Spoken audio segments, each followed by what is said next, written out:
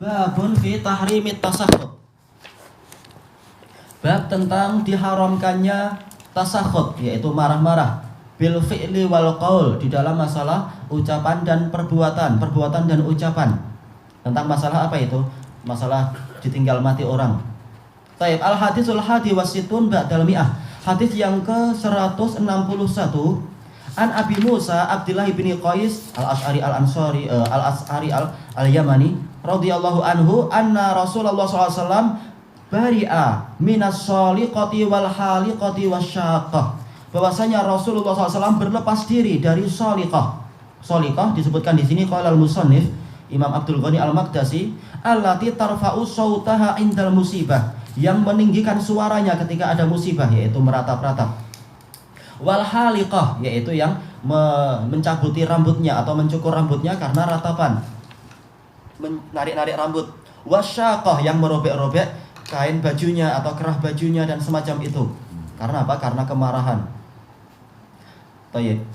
Ini hadisnya singkat. Sebagian lafaz yang lain lebih panjang di Sahih Bukhari dan Muslim itu. Yaitu apa? Ketika itu Abdullah bin Qais radhiyallahu anhu, beliau sakit sangat keras. Sampai apa? Beliau pingsan, maka langsung salah seorang istrinya itu teriak. Maka Abdullah mengatakan apa? Ketika engkau teriak, aku dengar itu. Dan ketika itu ada yang berbicara di sampingku mengatakan, apakah engkau memang seperti itu yang disebutkan? Karena istrinya waktu itu teriak-teriak menyebutkan keutamaannya. Wahai tuanku, wahai ini, wahai ini. Disebutkan tentang kebaikannya, tapi dalam rangka apa? Dalam rangka penyesalan terhadap takdir, kenapa orang sebaik ini dibuat mati. Maka apa? Maka entah siapa, mungkin malaikat atau siapa di alam itu mengatakan kepada Abdullah bin Qais, apakah engkau seperti itu? Kemudian beliau bangun, kemudian beliau mengatakan, saya mendengar Rasulullah begini. Kemudian dia cerita bahwasanya ketika engkau teriak, ada orang di samping saya mengatakan begini, entah orang atau siapa. Tayyib. Al-haditsu tsani wasitun ba'dal mi'ah. Hadis yang ke-162. Wa an Abdullah bin Mas'ud radhiyallahu anhu anna Nabiyya sallallahu alaihi wasallam qala laisa minna man darabal khudud wa syaqqal juyub wa da'a bid'awal jahiliyah. Bukan termasuk golongan saya orang yang memukul pipi dan merobek-robek kerah baju. Juyub, jaib, itu maksudnya adalah apa?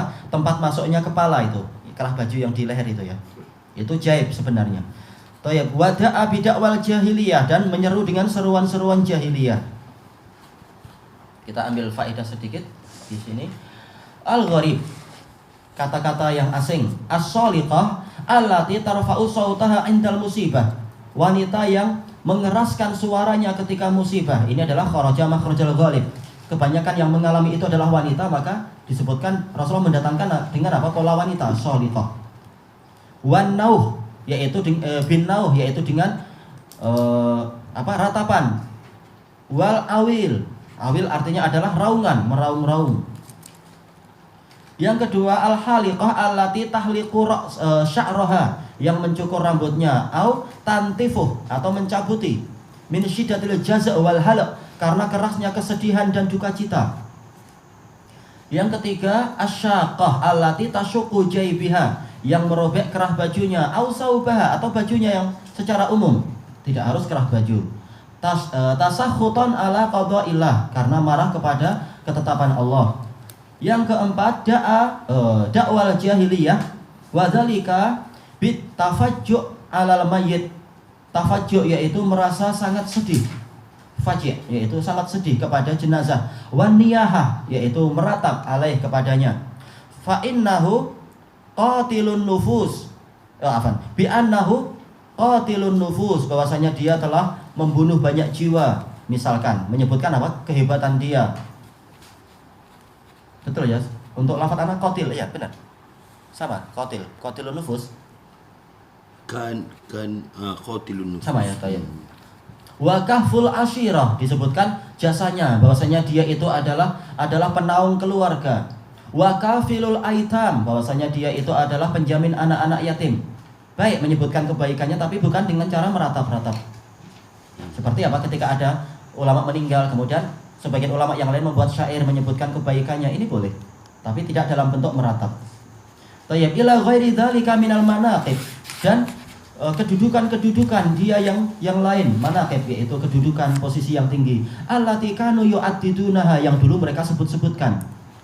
Wa mithluhu an-nadbah, semisal dengan larangan ini dakwah jahiliyah adalah nadbah, panggilan ketika duka cita.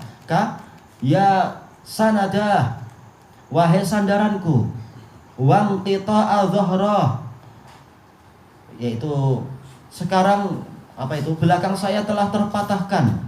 Karena apa? Engkau telah hilang. Wa kulli qaulin yumbi'u anis sakhat wal jaz', dan setiap perkataan yang menggambarkan atau mengabarkan tentang kemarahan dan duka cita, min qadarillah, dikarenakan takdir Allah Ta'ala, wa hikmatih, dan hikmahnya. Al-khamisah darbul khudud latmuha, memukul pipi maksudnya adalah menampar pipi. Wa qad jaa bil jam'i, di sini Rasulullah SAW mendatangkan semuanya, as-saliqah wal haliqah wasyaqah wa da'a bidakwal jahiliyah. Apa itu? Dikumpulkan semua ini munasibatan lima ba'dah, karena dia sesuai dengan yang setelahnya. Maksudnya adalah apa? Sesuai dengan hadis yang berikutnya itu. Taib yang keenam, al-jaib masyuqqa minas sawq li idkhali ra's, yaitu belahan baju yang digunakan untuk memasukkan kepala. Inilah memang tafsir yang betul. Walaupun sebagian dari kita, kalau misalnya yang di Indonesia, jaib itu diartikan apa? Saku pakaian. Tapi yang betul kenapa? Pocket. Tapi yang betul adalah apa? Kerah baju itu, tempat memasukkan kepala. Taib. Sekedar tambahan saja, ini imam siapa yang menulis kitab ini, yaitu Imam Abdul Ghani Al-Maqdisi. Beliau sangat suka untuk menyerupai Imam Ahmad, sebagaimana di dalam Syiar Alamin Nubala, beliau di dalam doanya beliau mengatakan, ya Allah berilah saya rizki, yaitu apa? Sholat semisal dengan sholatnya Ahmad bin Hanbal. Berapa sholatnya Imam Ahmad sehari semalam? Untuk sholat sunnahnya 400 rakaat. Nah ternyata beliau lebih kuat, beliau sholatnya 600 rakaat. Abdul Ghani Al-Maqdisi. Nah, setelah sekian tahun itu beliau doa lagi, ya Allah, dulu saya minta agar saya mendapatkan, yaitu apa? Sholat seperti sholatnya Imam Ahmad. Ini apa? Menyerupai orang-orang yang baik. Itu doa yang bagus. Dan engkau mengabulkan, maka saya mohon kepadamu untuk tambahan derajat, berilah saya ujian seperti ujian Ahmad. Karena memang Imam Ahmad diuji sehingga apa? Betul-betul naik. Ini adalah apa? Enggak sembarangan orang minta itu. Tapi apa yang betul, yang rajih adalah kita dilarang minta ujian. Bahkan Rasulullah bersabda apa? Apa itu? Sallallahu al-afiyah, mohonlah keselamatan. Jangan minta diuji, ujian akan datang. Maka ternyata betul, ujiannya beraneka ragam, dari kalangan apa? Para pengikut Abu Nuaim al-Asbahani, para pengikut Asy'ariyah dan lain-lain, sampai difatwakan mati dan seterusnya. Jadi Imam Abdul Ghani sampai dibawa ke pemerintah, diuji ini dan itu. Kisahnya panjang, Abdul Ghani Al-Maqdisi. Dan beliau terkenal seperti Imam Ahmad, yaitu apa? Qawwalun bil haq. Dan dalam masalah hadis beliau dikatakan sebagai apa? Daruqutni fi zamani. Daruqutni. Betul-betul apa? Hafal masalah ilal penyakit hadis dan sebagainya. Ini Abdul Ghani, beliau ingin menyerupai Imam Ahmad. Tayyib ilahuna wallahu a'lam.